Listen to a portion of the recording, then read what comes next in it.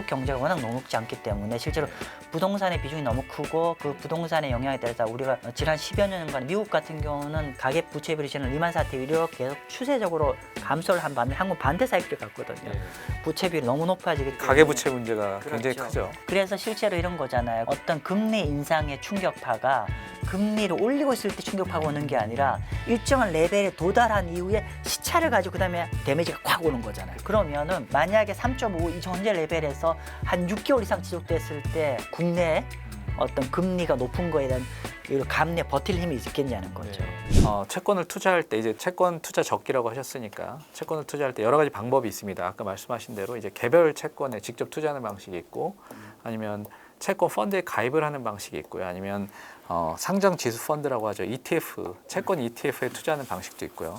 각각의 장단점에 대해서 설명을 한번 해주세요. 네, 알겠습니다. 이 얘기를 왜 해야 되느냐면은 우리가 어떤 개별 채권 같은 경우는 우리가 뭐 제가 이전에 작년부터 계속 방송에 나와서 하는 얘기가 뭐였냐면은 개별 채권을 투자를 하게 되면 첫 번째는 절세 효과가 매각 차익 극대화되니까 비과세가 되니까 절세 효과 측면에서 굉장히 매력적이다. 그러니까 매매 차익에 따른 세금은 발생하지 않는다. 그렇죠. 다만 금리 수익에 따른 15.5% 쿠폰 이자과세. 수익에서만 이자를 내는 그것만 어떤 있다. 세금 측면이 굉장히 매력적이라서 제가 추천을 드렸고요. 네. 작년에 또 개별 채권을 추천드렸던 또 하나의 로직은 뭐냐면은 만약에 인플레이션이 잡히지 않아서 인플레이션이 계속 올라가게 되면 사실은 평가손이 계속 나는 구조거든요. 그런데 개별 채권 같은 경우는 그런 만약 그런 상황이 됐을 때 만기까지 보유하면 그 모든 가격 평가손 리스크가 사라져요. 바이앤홀드라고 하죠. 만기 보유면은 약속한 이자와 원금을 딱 돌려받는 리스크 관리 목적에서 정리를 하면은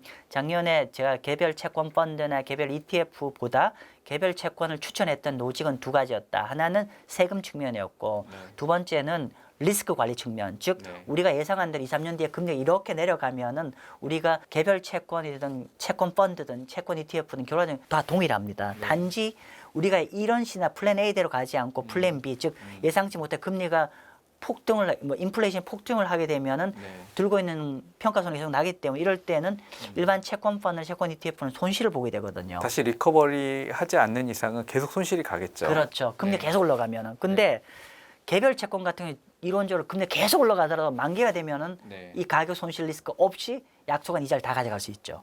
그래서 원금 보장 플러스 그렇죠. 이자까지. 그렇죠. 그렇기 때문에 작년처럼 인플레이션 리스크가 여전히 상존하는 상황에서는 개별 채권이 더 좋았다는 그런 측면을 좀 드리는 거고요. 결론부터 얘기하면은 개별 채권 여전히 좋습니다. 여전히 매력적입니다. 가장 큰 건 아까 말한 대로 세금 효과, 절세 효과라는 거고요. 그러면 이제 작년 대비해서 차이점 뭐냐면 자 지금부터는 개별 채권 플러스 개별 채권 펀드와 개별 ETF도 이제는 점진적으로 좀 활용하는 카드로 활용하셔도 좋을 것 같다. 조금 바뀌셨네요. 작년하고. 작년에는 펀드 ETF는 저는 추천을 안 드렸는데 여전히 개별 채권 추천드리는데 이제 펀드와 ETF 좀 추천드린다는 말씀 좀 드리고요. 일단은 제가 개별 채권과 개별 펀드라고 이렇게 말씀을 좀 드려놨는데 보면은 일단 개별 채권 같은 경우는 우리가 제가 중도 매각 목적이었잖아요. 그러면 사실은 국채 온리죠. 국채 온리입니다. 그죠? 국채 온리고 그리고 절세 목적 뭐 이런 게 중요한 목표잖아요. 절세 목적 중요한 건데 문제는 이런 거냐. 아까 우리 서두에 그런 말씀 좀 드렸죠. 야 나는 국채에 좀 이제 매각하고 뭐 마 대표 너 책에 얘기해 보면 하일드 좋고 영향이 좋겠으니까 이런 채권 좀 내 투자하고 싶었는데 문제는 채권을 들어가면은 어떤 수익을 보려면 저는 적어도 한 1년에 1년 반 정도 호흡으로 가시라고 말씀드리거든요. 그러니까 뭐 그렇게 말씀드리는데 그러면 결론적으로 이제 다양한 채권 좀 투자해서 수익을 내고 싶잖아요.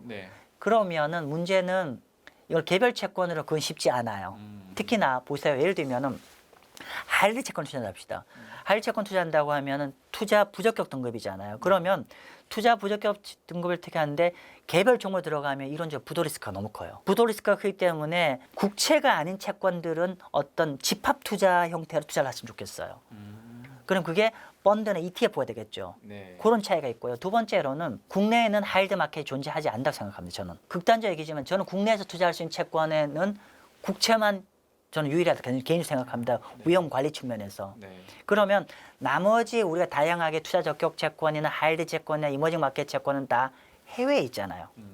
그리고 해외에 있는 펀드나 ETF 투자를 해야 되는데 문제는 뭐냐면은 여기가 상대적으로 환율이란 강을 넘어가야 되잖아요. 아, 네, 그렇죠. 또 맞습니다. 그렇죠. 네. 그래서 뭐 그런 부분들을 조금 다시 설명 좀 드릴 건데 개별 채권 대비해서 채권 펀드 ETF는 좀 다양한 섹터에 투자할 수 있는 어떤 장점이 있을 거고요. 네. 국채, 투자 적격, 하이드, 이머징 막 이런 다양한 채권을 투자할 수 있는 방법론으로 채권 펀드, 채권 ETF가 좋을 거고 두 번째로는 아까 말씀드린 대로 결국 이제 국내에서 투자 대상이 다 해외에 있기 때문에 이건 개별 채권 투자하는 게 아니라 이렇게 투자해야 될 것 같고 그리고 세 번째로 펀드와 ETF는 우리가 펀드나 ETF는 개별 종목 대비해서 표현이 그런데 진출입 좀 자유로워요. 그렇죠. 개별 채권은 우리가 충분히 들고 있어야 매매 어떤 시간이 나오잖아요. 근데 예를 들면 채권 펀드, 채권 ETF는 다양하게 탄력적으로 운용이 가능하다는 거죠. 네. 그래서 그런 차이가 있는 거고 단지 핸디캡은 뭐냐면은 개별 채권은 좀 절세가 가장 포인트인데 해외 채권은 ETF는 양도소득세고 해외가 그리고 일반 채권 펀드는 이제 일반 과세된다. 요게 조금 약점인데 네. 아무튼 그렇게 되는 거고요. 그리고 지금 현재 보면은 제가 하나 좀 더 보여드릴게요. 탄력적 운영이 왜 필요한지. 지금 이 자리를 보시면은요, 이게 주요 채권 섹터들이 현재 금리 수준이에요. 이 자리 어떻게 보시냐면요, 자 여기서 보시면 가장 왼쪽이 가장 높은 등급이라고 보시면 될 것 같고요. 자 앞으로 여러분들이 어떻게 투자해야 될 거냐면 가장 왼편부터 오른쪽으로 쭉 가면서 투자하시면 돼요. 직관적으로 이렇게 말씀드리면. 네. 그러니까 경제가 회복되는 국면에 따라서 쭉 오른편으로 투자를 하시면 됩니다. 순서가. 아, 네. 그리고 지금 현재 보면은 각 채권 섹터별로 일단 여기 보면은요. 지난 요 검정색 바 차트가 있죠. 네. 이건 지난 10년간의 금리의 밴드입니다. 금리의 밴드고 가운데 여기 옆에 바 차트가 돼 있는 가운데는 지난 10년간의 평균 금리예요. 네. 근데 여기 마름모는 뭐 상단에 걸쳐 있는 마름모는 현재 금리 레벨입니다. 즉 모든 채권 섹터가 지난 10년 밴드 중에서 가장 금리가 높은 레벨이라는 거예요. 너무너무 매력적 레벨에 와 있다는 거예요. 평균보다. 네. 그죠? 네. 그래서 결론적으로는 저희가 제가 앞에 질문도 말씀드렸지만 앞으로 우리가 이 채권 섹터를 이 모든 채권 섹터를 다 향유를 할 수가 있어요. 시간 흘러가면서. 그러면 결국 이거는 개별 채권이 아니라 어떻게 해요? 펀드나 ETF 형태로 가야 된다는 게 될 거고요. 그다음에 채권 펀드와 채권 ETF는 좀 더 차이 좀 말씀드릴게요. 네. 채권 펀드와 ETF의 가장 본질적인 지금 이슈는 그러니까 뭐냐면은 아까 이런 다양한 채권 섹터가 해외에 있잖아요. 그럼 해외에 있으면 결국은 환율 변동 리스크에 노출되는데 만약 여러분들이 미국에 우리가 많은 저한테 질문 미국의 TLT 어때요? 뭐 이런 거 많이 물으시거든요. 근데 가장 그런 걸 투자할 때 가장 문제는 뭐냐면 환을 열고 투자하는 거잖아요. 네. 네. 그러면 저는 개인적으로 채권 투자자분들은 주식만큼 기대 수익이 높지 않기 때문에 환의 변동성 노출한다는 걸 저는 별도 추천을 드리고 싶지 않아요. 아, 네. 그래서 기본적으로 채권 수익을 고스란히 들고 오려면 원달러 해칭을 하고 투자를 하셔야 돼요. 근데 개인이 해칭하기 어렵잖아요. 그럼 어떻게 되냐면 국내에 설정되어 있는 해외 채권 펀드, 네. 채권 펀드 원달러 해칭이 되어 있거든요. 아, 해칭이 되어 있는 국내 해외 채권 펀드 형태로 해외를 투자하시면 좋을 것 같다는 거고요.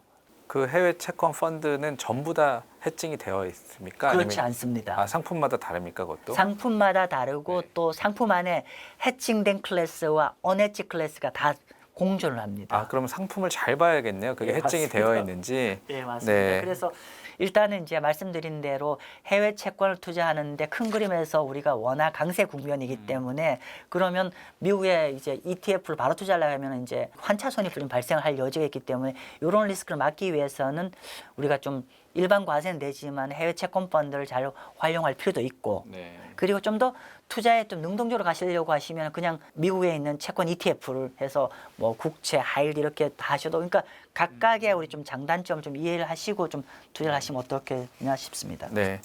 그 해외 채권 말씀이 나왔으니까 말인데요. 지금 한국 국채 같은 경우는 금리가 10년물 같은 경우 3.2%대 수준이고 미국 국채는 이거보다 좀 높죠. 3.5 3.6쯤 되던데요. 물론 이제 기준 금리 차이가 있긴 합니다만 이렇게만 보면 미국 국채가 좀 더 투자 매력도가 높은 것 아닌가 하는 생각도 드는데 여기에는 동의를 하시는지 궁금한데요. 지금 방금 말씀하신 거는 절대금리가 현재 한국보다 미국이 좀 높으니까 미국이 더 매력적이지 않겠냐는 네. 말씀이시잖아요. 딱 반절 동의합니다. 일단 이런 거죠. 우리 채권 투자 그러니까 계속 우리가 어떤 프레임워크를 어떻게 보셔야 되냐면 채권 수익의 구조는 두 가지다. 네. 첫 하나는 이자 수익, 두 번째는 가격 상승의 포텐셜 이 두 가지로 보셔야 되는데 방금 기자님이 언급해 주신 포인트는 이자 수익이 더 높기 때문에 더 매력적이다. 그죠? 뭐 그런 걸 거고. 자, 그러면 그런 측면에서는 기자님 지적하신 게 맞습니다. 한국보다는 미국이 이자 수익이 더 높기 때문에 시장이 앞으로, 그러니까 여기서 말하는 시장이라는 건 금리겠죠. 네. 금리가 만약에 한국과 미국이 중립적으로 간다고 하면은 미국이 더 매력적인 거죠. 예, 그런 거고. 물론 또 하나 변수가 있어요. 환율. 네. 그 환율을 논외로 하고 네. 채권만 얘기를 한다고 했을 때 일단은 이자 수익 측면에서는 한국보다 미국이 좀 더 매력적이다는 게 수가 있는데 문제는 가격의 업사이드 포텐셜 측면에서는 여전히 미국보다는 한국이 더 높다. 물론 여기서 말한 건 국채 기준입니다. 네. 국채, 미국 국채와 한국 국채를 딱 얘기를 한다고 했을 때 그럼 결국은 우리가 미국 국채 가격의 가격 상승이 더 높을 것 같냐, 한국 가격이 더 높을 것 같냐 했을 때 제가 항상 비교하는 게 있죠. 국채 투자하는 개별 국채 투자한다는 건 스키 점프대다. 스키 점프대 뛸 때 물론 미국 국채 금리가 약간 스키 점프대가 조금 더 높지만 잘 큰 차이가 없지 않아요. 그러면 결국 이 스키 점프대 잘 가려고 하면 착지점 누가 더 낫냐 게임이잖아요. 근데 이 착지점 달리 얘기하면 누가 금리를 더 많이 내려갈 것 같니? 그쵸. 이 얘기고 네. 누가 금리 더 많이 내려갈 것 같니 얘기를 달리 얘기하면 누가 경제가 더 나빠질 것 같니? 그렇네요. 네. 이 얘기가 너무 많이 하면 좀 약간 근데 아무래도 한국이 약간 여러 가지 어떤 네. 그런 그러니까 미국은 사실 경제가 여전히 충분히 자연스럽게 올라갈 버팀목이 되는데 한국은 여러 가지 이유 때문에 글쎄요. 종국에는 우리가 이번에 금리 올라가기 전 레벨로 떨어져야 되지 않을까. 네. 그럼 한국의 금리가 우리가 1% 전후였잖아요. 그럼 물론 거기까지 내년 연말까지 기대하는 건 좀 어려움이 있겠지만 그래도 한 2% 내지 2% 아래까지는 좀 갈 여지는 한국이 좀 더 크지 않을까. 네. 그렇다고 하면 가격의 포텐셜을 본다고 하면은 한국 국채가 미국 국채보다 더 매력적이다. 자, 그런데 우리가 국채만 얘기하면 그런데 네. 계속 말씀드렸지만은 미국은 정말 채권이 버라이어티하게 많아요. 네. 이런 어떤 섹터를 활용하기 위해서는 우리가 미국으로 건너가야 돼요. 그런 차이는 있습니다. 그러니까 국채 투자만 봤을 때는 한국이 유리하고 더 매력적으로 보이지만 하이힐드 채권이라든지 뭐 투자 적격 채권도 그렇고요. 이런 걸 봤을 때, 그러니까 투자의 다양성 측면에서 봤을 때는 미국에 투자하는 것도 미국 채권에 투자하는 것도 좋은 방법인 것 같다는 말씀이신 것 같습니다. 그렇죠, 맞습니다. 네. 이번에는 0.25%포인트 올리는 것이 거의 확실시 되니까 그러면 금리 상단이 4.75%. 그러면 문제는 그 이유인데요. 아까 대표님께서 얼핏 말씀은 해주셨지만 여기서 한 차례 정도 더 올려서 금리 상단이 5% 정도 되는 것인데요. 그 정도 수준에서 멈출 것인지 아니면 더 갈 것인지 아니면 이 수준을 유지하고 떨어뜨릴 것인지 이건 물론 예측하기 굉장히 어렵습니다. 네, 대표님 의견이 좀 궁금한데요. 일단 시장에서 예측은 이번에 올리면 4.75잖아요. 네. 4.75 쪽에서 끝나지 않을 거라는 게 최근에는 원래 이번에 올리면 4.75고 또 3월 달에 3월인가요? 3월 네, 또 올리면 3월에. 이제 5.0인데 네. 이전에는 5.0 쪽에 어떤 스탠스가 좀 그러니까 컸는데 최근에 점진적으로 4.75 쪽에서 끝나지 않을까라는 견해들이 많아요. 견해가 거의 없었다가 이제 조금씩 생기고 그렇죠, 있죠. 최근 많아져. 들어서. 그러면서 주식이 올라가고 있죠. 네. 주식 올라갈 것 같은데 글쎄요. 누가 정답은 뭐 쉽게 얘기할 수는 없겠지만 저는 그냥 5.0 정도 봅니다. 5.0 보고 제가 항상 느끼는 바지 뭐냐면은 연준이나 이런 건 금리를 자기 갈 길을 가고 있는데 시장에서 어떨 때는 너무 긍정적으로 또 너무 이렇게 보는 견해가 많은 것 같은데 그러니까 지금은 이제 시장이 어떻게 얘기하냐면은 4.75에서 5.0 사이에서 그러니까 컨센서스가 형성이 되고 있고 그리고 금년 하반기 중에 어느 시점에 금리 인하가 될 거라는 게 일반적인 이제 현재 견해인데 글쎄요 저는 일단 한 5.0까지 봅니다. 그러니까 시장 예측한 것보다는 조금은 더 호키시하게 즉 약간 더 매파적으로 코멘트가 나올 것 같고요. 그래서 한 5.0까지 열어놔야 되고 근데 이제 계속 제가 이전에 연준 금리 정책을 얘기했는데 우리가 전망은 하지만 그게 확정적일 수가 없다는 게 뭐냐면 연준은 데이터 디펜던트거든. 네. 즉 뭐냐면은 만약에 우리가 인플레이션 통계 같은 것들이 그때 만약에 안 잡힌다고 하면 또 더 갈 겁니다. 예상보다 그렇죠. 인플레이션이 계속 높게 유지가 되거나 혹은 떨어지다가 갑자기 또 올라갈 수도 있죠. 그렇죠. 네. 그래서 그런 부분들이 있기 때문에 그러니까 우리가 예측은 그 정도 보지만은 그 또한 결국은 데이터가 어떻게 나오냐에 따라서 얘기는 달라질 수 있는데 현재 예측은 한 5.0 정도 보는 게 맞고 또 하나의 변수는 뭐냐면 중국의 리오프닝이에요. 네. 그러니까 중국 리오프닝이 되면 다시 인플레이션 일정 부분 자극이 될 여지가 있기 때문에 이제 그런 부분들 때문에 쉽게 금리 인하를 바로 얘기는 하지는 못할 지금 당장 뭐 석유값이 오른다는 얘기부터 시작이 돼서요. 그러면 시장 예상과 다르게 미국 중앙은행이 금리를 올 하반기에도 높은 수준으로, 그러니까 떨어뜨리지 않고 대표님 말씀대로 하면 5% 수준으로 높게 유지된 상태를 하반기 이상으로, 그러니까 뭐 내년까지도 이렇게 계속 높게 가져간다면 네. 채권 가격은 어떻게 되는 겁니까? 다시 올라가는 건가요? 금리가? 채권 금리가 다시 오를 수도 있나요? 일단은 이 부분은 한국과 미국을 좀 나눠서 얘기했으면 좋겠어요. 만약에 이제 한국이 이번에 3.5에서 끝나고 미국이 5.0에서 끝나고 홀드를 한다고 했을 때 미국은 금년에 일반적인 이제 컨센은 한 4분기 정도 금리 인하가 좀 들어가지 않겠냐는 게 미국의 전망인데, 또 미국 공식적으로 얘기한 거는 점도표에 의하면 금년에 인하를 안 한다는 얘기를 하고 있잖아요. 네. 자, 그런데 그거와 관계없이 한국은 좀 미국 금리, 그러니까 FRB보다 금리 인하를 좀 먼저 할 여지가 있지 않나 싶습니다. 아, 선제적으로. 예, 왜냐하면 한국 경제가 워낙 녹록지 않기 때문에 실제로 네. 부동산의 비중이 너무 크고 그 부동산의 영향에 따라서 우리가 지난 10여 년간 미국 같은 경우는 가계 부채 비율이 저는 리만 사태 이렇게 계속 추세적으로 감소를 한 반면 한국 반대 사이클을 갔거든요. 네.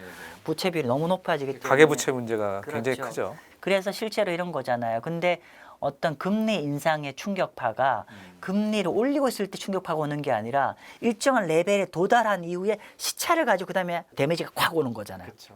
네. 그러면은 만약에 3.5 이 현재 레벨에서 한 6개월 이상 지속됐을 때 과연 어떤 국내 어떤 금리가 높은 거에 대한 감내 버틸 힘이 있겠냐는 거죠. 네. 그렇게 되면 그러니까 참고로 좀 다른 얘기지만은 실제로 부도리 있죠. 네. 부도율은 경기 선행 지표일까요, 후행 지표일까요? 후행 지표 맞습니다. 맞습니다. 네.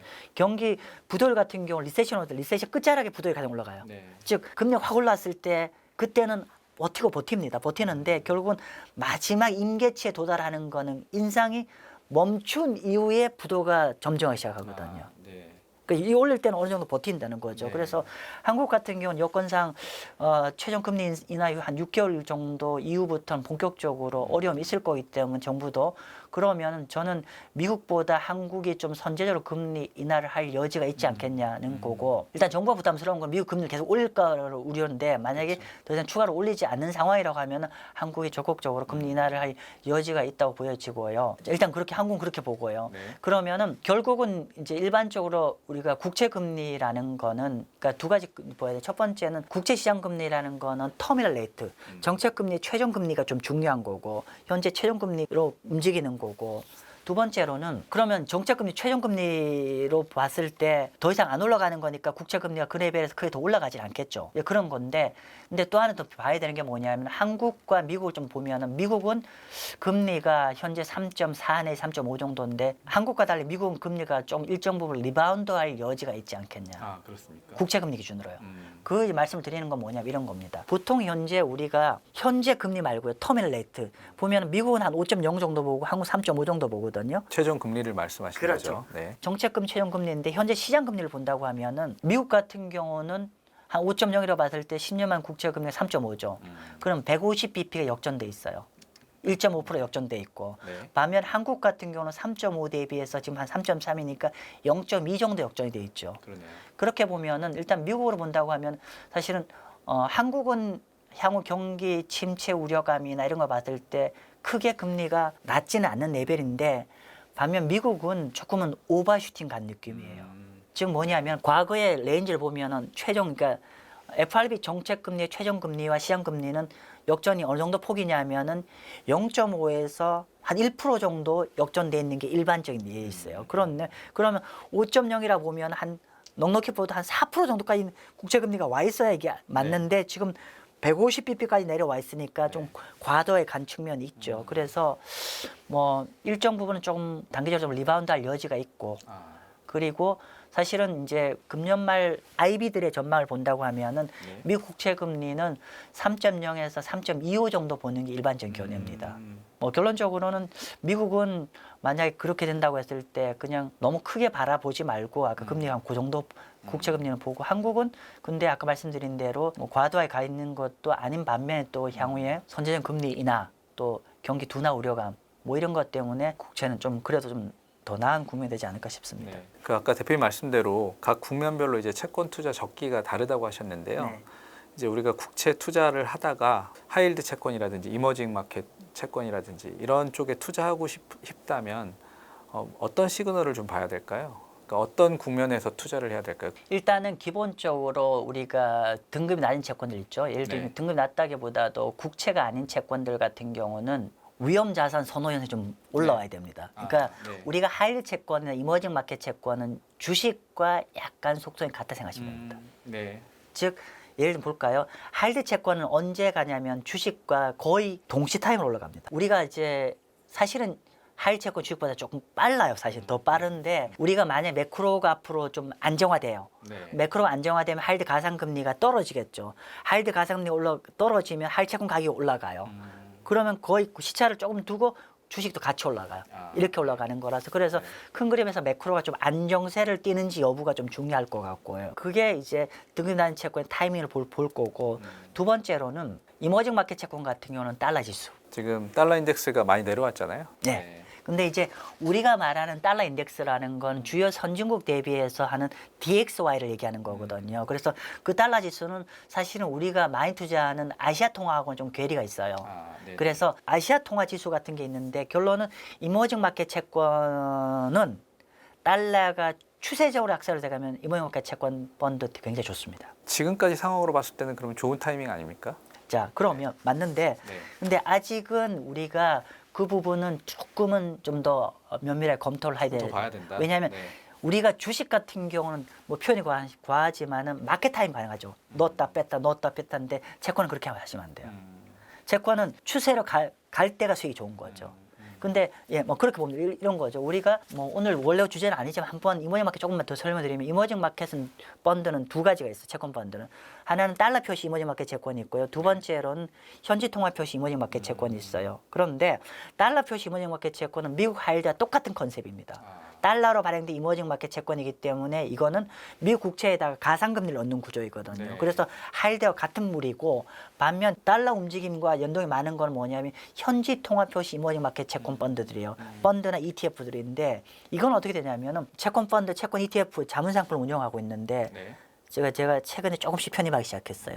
그건 뭐냐면 왜 제가 현지 통화 표시 이머징 마켓 채권 펀드를 지금 이제 앞으로 계속 여러분이 관심을 가져야 되냐면 이런 거죠. 현지 통화 표시 이머징 채권 펀드에 투자를 해야 되는 이유는 뭐냐면 첫 번째, 미국인 관점에서 이머징을 투자하는 거거든요. 네. 그러면은 투자한 나라의 채권 금리가 높아야 될 거고 두 번째, 앞으로 주요 나라들이 이제 금리 인하를 할 거잖아요. 네. 그럼 채권 가격이 올라가겠죠. 게다가 또 주요 나라가 이제 달러가 약세로 가면 이머징 마켓 통화가 강세로 가겠죠. 달러 투자자 입장에서는 투자한 나라 통화 가치 올라가면 달러 환산 수익이 커지잖아요.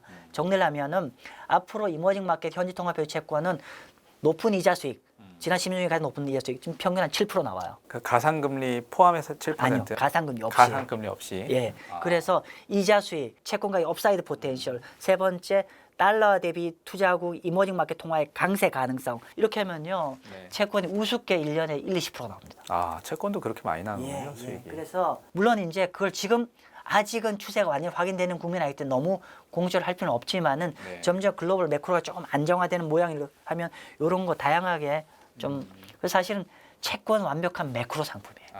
그러면 조금 공격적인 투자자분들이라면 이머징 마켓이라든지 아니면은 하이힐드 채권 쪽에도 조금씩 관심을 가질 가지면서 필요가 있죠. 맞습니다. 일부 조금 편입해보는 것도 자산의 일부만이라도. 네. 예, 근데 조금 빨라요 아직은. 조금 빠르. 예, 조금 빠릅니다. 네. 예. 개인연금을 운영하시는 분들이 만약에 이제 채권 펀드 아니면 채권으로 운영을 좀 하고 싶다. 예. 이렇게 하면 어떤 식으로 하면 좋은가요? 개인연금 같은 경우에 특히 이제 우리가 개인 자산의 마지막 보루잖아요. 네. 그렇기 때문에 이거를 너무 공격적으로 운영할 수는 없는 거죠. 공격적으로 운영할 수 없는 건데, 근데 그러면서도 좀 안정적이어야 되지만 예금보다 더 나오길 기대 네. 소망하는 거잖아요. 그러면 저는 채권 투자하시면 너무 좋다 생각합니다. 너무너무 좋거든요. 그러니까 이런 거죠. 우리가 많은 분들이 기본적으로 근데 채권 너무 재미없지 않냐 이런 얘기 말씀드리는데 그러니까 제가 항상 주장하는 바지만 채권에는 다양한 채권 섹터가 있어요. 예를 들면은 국채가 있고 투자적 채권이 있고 이머징 마켓 채권이 하이힐드가 있죠. 네. 그러면 결국은 주식을 100% 편입하지 않고 채권만 가지고도 이 자산들을 잘 저글링을 하면은 네. 한 달 후반 수익은 충분히 스테디하게 나옵니다. 정리하면 이런 거죠. 자, 경제가 나빠지는 국면에서는 국채와 투자적 채권 위주로 포트를 구성하고 여기에다 바닥 근처에서 턴어라운드 할 것 같으면은 이머징 마켓 채권, 하이힐드 채권 하면 이러면 주식의 역할을 이머징 마켓 채권, 하이힐드에 맡기고요. 네. 채권의 역할을 국채나 투자적 채권을 맡기면은 주식 채권의 자산 배분 분산 효과가 그대로 발생합니다. 네. 그러면 주식을 넣은 것보단 절대적인 변동성이 줄어들면서도 안정적 우리가 원하는 한 자리 중후반대를 원하는 분들은 충분히 이런 채권형 펀드를 하시면 좋을 것 같고 또 하나는 우리가 채권 펀드의 가장 큰 핸디캡이 뭐냐면 과세 부분이거든요. 네. 근데 우리가 연금 펀드 안에 들어가면은 다 비과세잖아요. IRP로 가입하거나. 그렇죠, 네. 그렇죠. 그렇기 때문에 어떤 세금 측면에서 굳이 그렇게 핸디캡이 없는 국면이기 때문에 저는 사실은 그 다양한 채권 섹터로 연금, 퇴직연금 하시면 너무 좋겠습니다. 알겠습니다. 오늘 채권 투자에 대해서 많은 것을 들어봤는데요. 여러분들 그 채권에 요즘 관심이 많아진 만큼 도움이 많이 되셨으면 좋겠습니다. 네. 오늘 말씀 감사합니다. 네, 감사합니다.